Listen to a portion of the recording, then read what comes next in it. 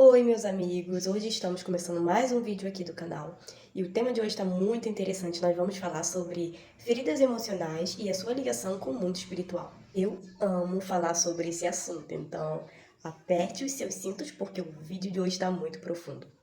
A introdução do nosso assunto começa no livro de Gênesis. Prometo que você vai entender o porquê nós vamos iniciar no livro de Gênesis. No princípio, Deus criou o homem à sua imagem e à sua semelhança.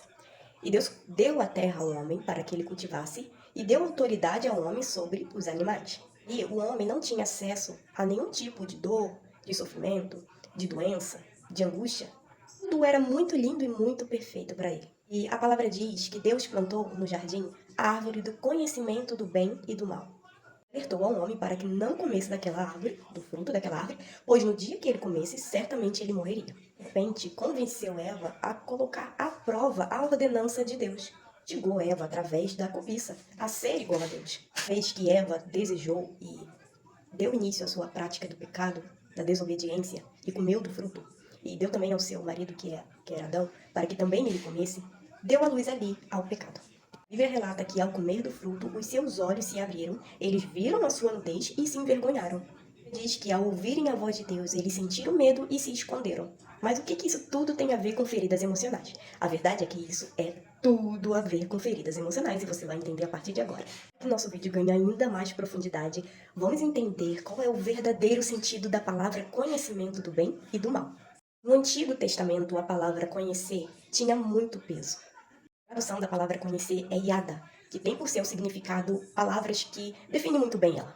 Significa relacionamento íntimo com algo ou com alguém. Também tem por seu significado as palavras entender, experimentar, e a palavra que eu mais gosto de usar é discernir. Conhecer nada mais é do que ser experiente de algo, poder julgar algo.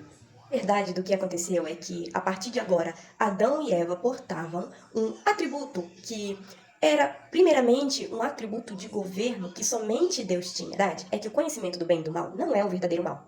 O único problema aqui é que esse conhecimento do bem e do mal que eles adquiriram foram através do pecado.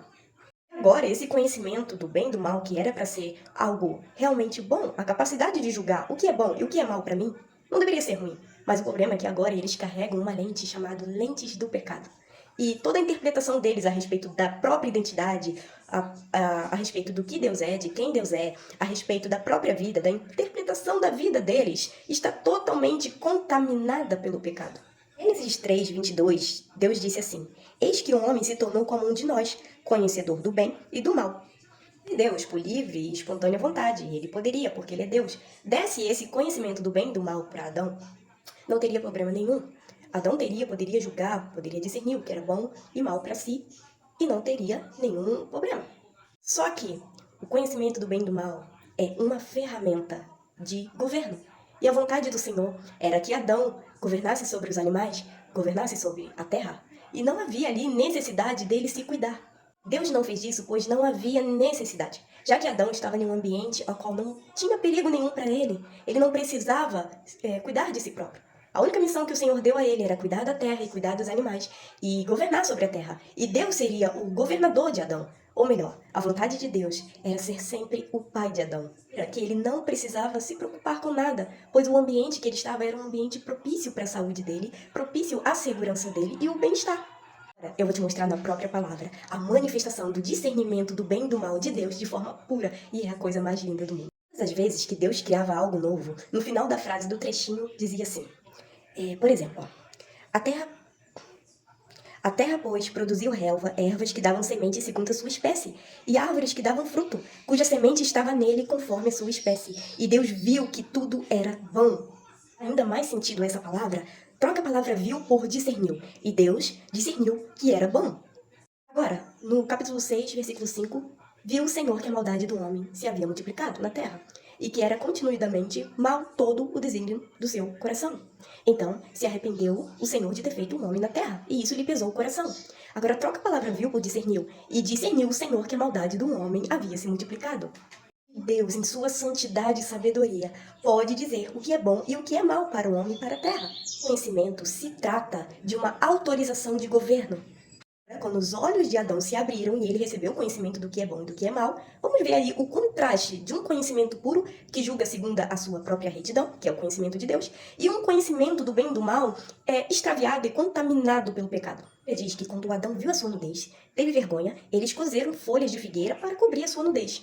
Viu a sua nudez, ou melhor, ele discerniu a sua nudez, achou que havia ali a necessidade de se cuidar de algo, de se proteger de algo. O julgamento do que é bom e mal para ele estava totalmente contaminado pelo pecado. Quando na viração do dia Deus ia conversar com o homem, ele diz assim: ouvi a sua voz no jardim porque estava nu, tive medo e me escondi. Esse conhecimento seria necessário se Adão de fato estivesse em um ambiente que não tivesse quem cuidasse dele, que tivesse perigos à sua saúde ou à sua própria vida. Mas ali no jardim não era necessário. Deus, ele cuidava de tudo. Deve entender a dimensão do que Adão abriu mão, do que Adão e Eva abriu mão, para ser como Deus e de fato não conseguiram. A verdadeira lição que tiramos de tudo isso é que poder sem autorização gera maldição. Tá se perguntando, tá, mas eu ainda não entendo o que isso tem a ver com feridas emocionais. É agora que você vai começar a entender. Todas as vezes que o ser humano experimenta dor, sofrimento ou qualquer tipo de angústia ou tristeza, por carregar esse instinto de sobrevivência, esse conhecimento é um instinto de sobrevivência, esse instinto é prontamente ativado ao experimentar qualquer tipo de ferida, de dano, de sofrimento, de perigo. Uma das consequências do pecado de Adão foi sentenças para a própria terra. E a palavra de Deus diz assim, que a terra produzirá também cardos e abrolhos. Cardos e abrolhos são plantas completamente espinhosas. O sentido espiritual disso é que a terra trará sofrimento. A terra causará dor ao homem. Desde o nascimento de uma criança, ela começa a experimentar dores, traumas, angústias, que no Éden não existia. Freud tem uma teoria muito interessante a respeito das estruturas da personalidade de um ser humano. Ele fala que o ser humano nasce com uma estrutura muito primitiva, que se chama id. A intenção dessa estrutura, dessa primeira estrutura, é sobreviver. Não existe nenhum tipo de racionalidade ou valor nessa estrutura, e ela vai até os 3 anos. A partir dos 3 anos, a pessoa desenvolve a estrutura chamada ego. Ego é aquilo que realmente ela é, a identidade dela. E a partir dos 6 anos, mais ou menos, ela desenvolve uma estrutura chamada superego. A estrutura do id, que é a primeira, é para que a criança sobreviva nos seus primeiros anos de vida, a qualquer tipo de perigo, como fome, frio. É por isso que a criança ela chora quando sente fome, quando não sente frio. É um modo de sobrevivência dela ativado. O superego, que é desenvolvido a partir dos 6, é um modo de sobrevivência para que ela sobreviva à vida social. E que ficam os valores que são gerados de acordo com os nossos ensinos, o ensino dos nossos pais, as experiências que tivemos, sejam elas boas, sejam ruins. Essa é a racionalidade do ser humano. Conforme o ser humano vai experimentando dores, traumas, essas personalidades, essas estruturas, elas recebem crenças. A intenção dessas crenças é sempre fazer o ser humano sobreviver. É o próprio conhecimento do bem e do mal tentando fazer o homem sobreviver aos perigos dessa terra. E é tudo muito válido e bom se não houvesse a contaminação do pecado. Como de fato acontece? Vamos supor que uma criança recebeu ali uma ferida de rejeição. Então, a partir dali, essa criança ela tem uma incisão na alma dela, nos sentimentos dela. É uma abertura nos sentimentos dela. E agora essa criança começa a aderir novas crenças, e essas novas crenças são para proteção. Pelo menos era para ser. Mas por causa da contaminação do pecado, essas crenças mais auto-sabotam ela do que a protegem de fato. Porque Deus tirou as folhas de figueira que Adão fez e deu a ele, tampou a nudez dele com pele. Isso simboliza que somente o Senhor pode fechar as nossas feridas. E toda tentativa de se autocurar sem Jesus é impossível. Vamos lá. Na psicologia, nós temos 5 principais feridas emocionais. Não são todas, mas são as principais. Feridas emocionais são portas de entradas para espíritos imundos. E agora você vai entender por quê. As feridas são rejeição, humilhação, abandono, violência e injustiça. O que acontece? Por que os espíritos imundos acabam entrando por intermédio dessas feridas? Lembrando aqui que feridas emocionais não são as únicas portas de entradas, mas são portas importantes. Quando a gente está ali trabalhando em cura e libertação de uma pessoa, nós primeiro curamos as feridas e depois nós extraímos tudo aquilo que é maligno. Então, quando uma criança ela ali sofre uma ferida, seja de rejeição, de abandono, esse sistema de sobrevivência ele é ativado e ele vai começar a adotar novas crenças que vão influenciar nos sentimentos, pensamentos, comportamentos. O intuito desse conhecimento é evitar o dano e promover o prazer. Primeira coisa que acontece, a criança sofreu rejeição, esse sistema ela vai dar uma identificação, vai falar, ó, a partir de agora você tem que ter cuidado, é como se ele falasse assim, você tem que ter cuidado para você não sofrer uma nova rejeição no futuro, porque a rejeição em si ela dói, ela traz dor para você, traz sofrimento. Então vamos cuidar disso, eu vou te dar agora óculos, você vai começar a enxergar tudo através das lentes da rejeição. Então toda situação que você identificar a rejeição, você já vai conseguir ver antes mesmo de ser rejeitado. A pessoa começa a interpretar tudo pelos óculos da rejeição. Se uma pessoa não pôde tomar um café com ela, ou não cumprimentou ela como sempre cumprimenta, com um sorriso talvez, ela não vai julgar se aquela pessoa está tendo um dia bom ou ruim. Ela vai sempre levar para o lado pessoal, porque ela já tem o óculos da rejeição. Então ela vai identificar a rejeição em tudo. Do sistema de defesa que a rejeição costuma gerar, não é uma regra, é o medo de rejeição. Então é assim que funciona. Ó, o medo de rejeição, eu vou te dar aqui novas crenças. Para você não ser rejeitado de novo, eu vou te dar uma nova personalidade. O que você tá sendo não tá sendo bom. Isso faz as pessoas te rejeitar. Então você tem que ser de maneira diferente. E começam os sentimentos, os comportamentos de acanhamento, de timidez, fobias sociais, a pessoa não consegue interagir, pelo medo da rejeição. Outra identidade que a pessoa acaba assumindo é a de controle. Ela é como se ela pensasse assim, ó, eu preciso evitar uma nova rejeição. Então, eu vou tentar controlar o que as pessoas pensam a respeito. E aí ela começa a entrar ali na manipulação, tentando manipular a todo momento as pessoas ao seu redor, o que vão pensar de mim. E ela acaba adotando uma personalidade artificial. É comum essa pessoa carregar uma identidade de orgulho. Se ela dissesse assim, ó, agora eu preciso provar para as pessoas que eu não mereço ser rejeitado. Então, eu vou ser uma pessoa inflada, eu vou ser uma pessoa orgulhosa, eu vou ser uma pessoa vaidosa. É impressionante para as pessoas. Então a pessoa começa a ter ali condutas, o modo dela de falar, de se expressar, é sempre se exaltando, porque ela quer ser impressionante. Sobre a ferida da rejeição, mas eu prometo que eu vou gravar um vídeo só sobre as feridas, sobre cada ferida, sobre cada tem a ver com os demônios. Vamos lá, vamos entrar agora nesse assunto. Física quântica explica que tudo no mundo é uma energia. Tudo gera uma energia. Pensamentos são uma energia. Sentimentos são uma energia. Comportamentos são uma energia. O mundo espiritual é feito de energia. Então, os demônios, eles vibram em baixa frequência. E sentimentos ruins, sentimentos maus, sentimentos que derivam do pecado, também vibram em baixas frequências. E quando o demônio ele vê que há uma abertura, há uma entrada, há uma porta de acesso, ele vai conseguir se unificar ao sentimento daquela pessoa, fazendo dela casa, fazendo dela uma morada. Às vezes, como eles fazem? Eles criam situações na vida daquela pessoa que vão gerar gatilhos. Nesses gatilhos, a pessoa vai começar a entrar em baixa frequência, entrando nessa baixa frequência, eles conseguem acessar aquelas feridas ali e eles podem tomar o domínio daqueles sentimentos, daqueles comportamentos, daqueles pensamentos, porque eles são muito oportunistas. Desde o início, quando a criança ali já sofre a rejeição, eles começam a soprar ali as crenças, eles começam a trabalhar desde quando ela é pequenininha. Então aquilo que era uma feridinha começa a se abrir e ser um acesso muito grande. Se você estudar um pouquinho sobre narcisistas, a principal porta de entrada para o narcisismo é a rejeição. É tão grave você carregar uma ferida. Agora vamos entrar nesse assunto. A questão é que quando você é ferido, você dá luz ao pecado. Porque, por exemplo, na ferida do abandono, a pessoa tem muita tendência aos vícios. Muitas das vezes, libertar a pessoa sem antes curar a ferida é ineficaz.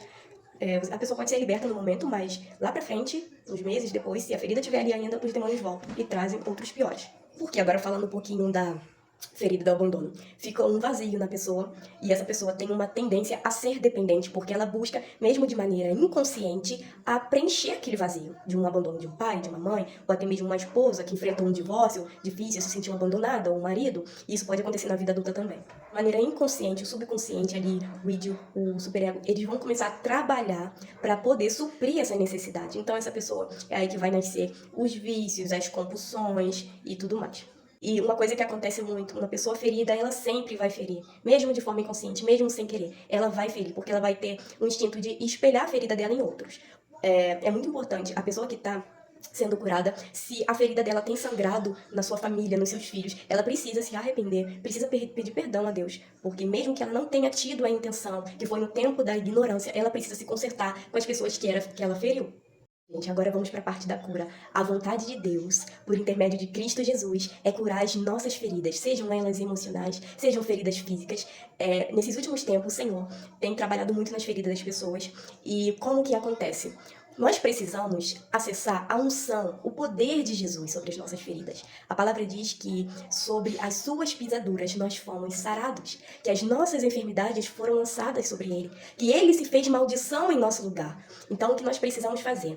Se você identificou que você é uma pessoa que é ferida e você quer buscar no Senhor a cura definitiva, eu tô falando de cura mesmo, não tô falando de tratamento, de amenização de sintomas, não. Eu tô falando de Jesus aplicar o sangue dele, a cura dele nos seus sentimentos, na sua alma e você andar curado. Isso é possível. Percebo que existe um enrijecimento na mente e no coração das pessoas que foi gerado ali pelo racionalismo, pelo intelectualismo, porque eu tenho muito respeito pela psicologia, eu amo estudar, eu gostaria de estudar mais, mas no momento eu não posso. Gosto muito de entender sobre as feridas, sobre os tratamentos, mas eu não posso de maneira nenhuma anular o poder do meu Senhor.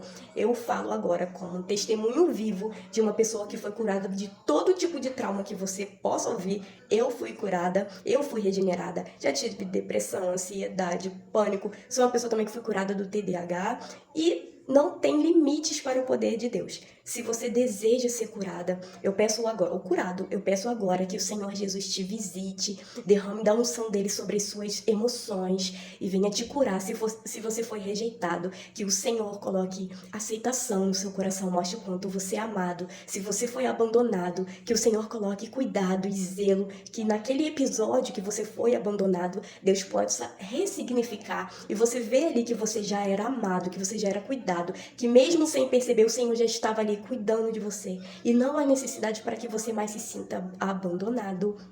Ainda assim, precisa de ajuda, procure alguém que tenha autoridade, que trabalhe com libertação e com cura. Peça para orar pelas suas emoções, para aplicar o sangue do Cordeiro sobre as suas emoções e para curar as suas feridas. E depois você não esqueça de passar pelo processo da libertação, porque a libertação agora vai trabalhar, tirando todas as crenças, os bloqueios, se houver ali uma manifestação de demônio, em depressão, em ansiedade, crise de pânico, toda manifestação maligna ela vai sair. E se você zelar pelo seu coração, deixar o Senhor ser o seu cuidador, como lá no antigo jardim, você cuidando, não deixando as feridas, mas deixando o Senhor tratar, você pode ter certeza que você vai ter uma vida abundante e você vai ser um testemunho, sim, e até mesmo uma ferramenta de cura, porque o Senhor, através dessas dores, dessas suas feridas, ele pode gerar em você, se você desejar e buscar isso no seu íntimo, buscar essa unção, se você deseja ser usado em curas, em libertações, o Senhor, ele com certeza vai te dar essa graça de você viver, manifestar a glória dele. Eu agradeço a vocês por terem ficado até aqui. Nos próximos vídeos eu vou falar um pouquinho de cada ferida emocional, de quais são os sintomas, as suas manifestações, para que a gente possa cada vez mais crescer em nome de Jesus. Muito obrigada!